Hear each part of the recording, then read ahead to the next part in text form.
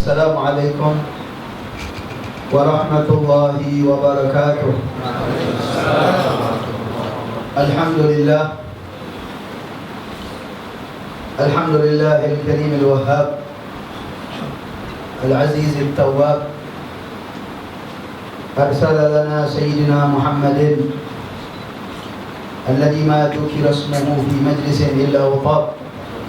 Allahumma salli wa sallim ala sayyidina Muhammadin بالقلوب ودوائها وعافية الأبدان وشفائها نور الأبصار وضيائها وقوت الأرواح وغذائها وعلى آله وصحبه وسلم. أما بعد، حضرة المكرمين حبايبنا الفضلاء مشايخنا الأعزاء yang saya muliakan, para habaib dan para guru-guru, para asatidz, hadirin hadirat yang dimuliakan oleh Allah Subhanahu wa taala. Alhamdulillah, tidak mengumpulkan kita di sini kecuali Sayyidina Muhammad sallallahu alaihi wasallam. Kita sama-sama berkumpul yang insya Allah tidak ada tujuan kecuali karena cinta kita kepada baginda Nabi besar Muhammad sallallahu alaihi wasallam. Tadi kita sama-sama dengar daripada tuan-tuan guru kita tentang Nabi Muhammad sallallahu alaihi wasallam, bahwasanya kegembiraan kita dengan diutusnya Nabi Muhammad sallallahu alaihi wasallam adalah satu ibadah, merupakan satu bentuk pendekatan diri kita kepada Allah Subhanahu wa taala. Karena semua gembira dengan kedatangan Nabi Muhammad sallallahu alaihi wasallam. Bahkan tadi dikatakan oleh Al-Habib Mahdi tentang semua benda-benda mati, hayawan dan segalanya, dari Rasulullah sallallahu alaihi wasallam mulai dilahirkan, semuanya bergembira dengan kedatangan Nabi Muhammad sallallahu alaihi wasallam. Wa kullu dabbatin nataqat bi fasihil ibarah mu'linatan bi kamalil bisyarah. Semua hayawan, semua yang merata di atas muka bumi ini, semua saling membawa kabar gembira satu sama lain akan kedatangan Nabi Muhammad sallallahu alaihi wasallam. Bahkan disebutkan an-nadiab, yaitu serigala di kota Mekah tersebut, itu mereka memberikan kabar gembira kepada kambing-kambing yang ada di kota Mekah. Ini yang luar biasa. Tidak ada sejarah yang mencatat kalau serigala itu akur atau damai dengan kambing. Tetapi dengan lahirnya Rasulullah sallallahu alaihi wasallam, mereka satu sama lain memberikan kabar gembira akan kedatangan baginda Nabi besar Muhammad sallallahu alaihi wasallam. Semua bergembira. Bahkan yang bakal jadi musuhnya Nabi Muhammad sekalipun gembira waktu itu ketika lahirnya Rasulullah, yaitu yang kita kenal pamandanya Rasulullah, Abi Lahab. Abu Lahab waktu itu senang karena dia mendapatkan kemenangan seorang lelaki. Allah tidak pernah melupakan kesenangannya, sampai-sampai di dalam adab kuburnya dia mendapatkan keringanan dari Allah Subhanahu wa taala. Fi kulli itsnin, di setiap hari Senin, Abu Lahab mendapatkan dari jemarinya, dari jari-jari tangannya, dia bisa meminum air untuk meringankan adabnya. Ini luar biasa. Itu karena senang dengan lahirnya Nabi Muhammad, bukan seorang nabi. Karena lahir mendapatkan seorang lelaki. Bagaimana kalau dia gembira dengan kenabiannya Rasulullah sallallahu alaihi wasallam? Semua bergembira. Hanya satu golongan saja yang tidak senang dengan kelahirannya Nabi Muhammad. Kita tahu bahwasanya golongan inilah yang menjadi musuh bebuyutan sampai sekarang, bahkan ila yaumil qiyamah. Sampai hari kiamat gak bakalan pernah damai dengan umat Islam. Yaitu di dalam Al-Quran sebagaimana yang Allah nyatakan, walan tarda ankal yahudu walan nasara hatta tattabi'a millatahum.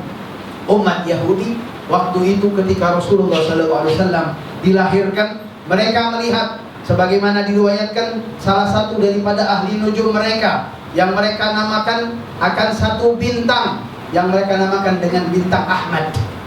Bintang ini ketika lahirnya Rasulullah SAW, semua peramal daripada umat Yahudi, mereka semua bersedih hati. Bahkan mereka mengatakan dhahabatin nubuwah min Bani Israel.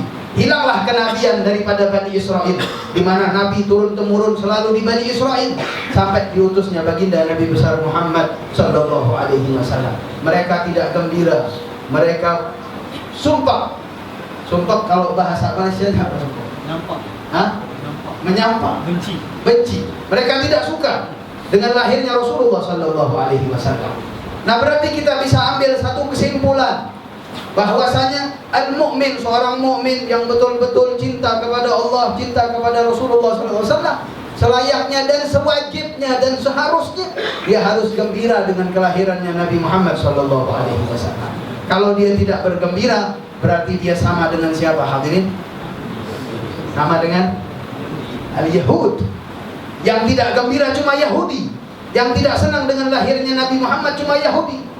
Kalau orang tidak gembira dengan lahirnya Nabi Muhammad, berarti dia termasuk daripada golongan tersebut.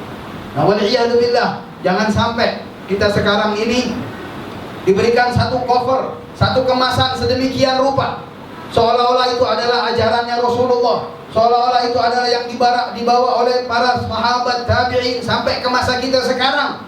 Padahal tujuan mereka adalah memperpecah belah umatnya Rasulullah SAW. Kita tahu tujuan Rasulullah SAW diutus tidak lain dan tidak bukan kecuali untuk mempersatukan umat, tidak untuk memecah belahkan umat, tidak untuk menghancurkan umat. Akan tetapi Rasulullah SAW diutus dengan membawa rahmat, membawa kasih sayang agar kita bersatu padu untuk menerapkan apa saja yang dibawa oleh Nabi Muhammad SAW. Nah, inilah malam ini malam yang begitu mulia, malam lahirnya Nabi Muhammad SAW. Kalau kita tahu ada satu malam yang mulia buat kita, yaitu malam Lailatul Qadar. Malam yang paling mulia adalah malam Lailatul Qadar, di mana Allah Subhanahu wa taala mengatakan di dalam Al-Qur'an bahwasanya malam tersebut lebih baik daripada 1000 bulan. Nah, ini malam, bahkan ulama mengatakan ketika Rasulullah sallallahu alaihi wasallam dilahirkan, itu malam bahkan lebih mulia daripada malam Lailatul Qadar. Kalau tidak ada malam ini, maka tidak ada malam Lailatul Qadar, hadirin dan hadirat. Kalau tidak ada malam ini, kita tidak akan mengenal semuanya.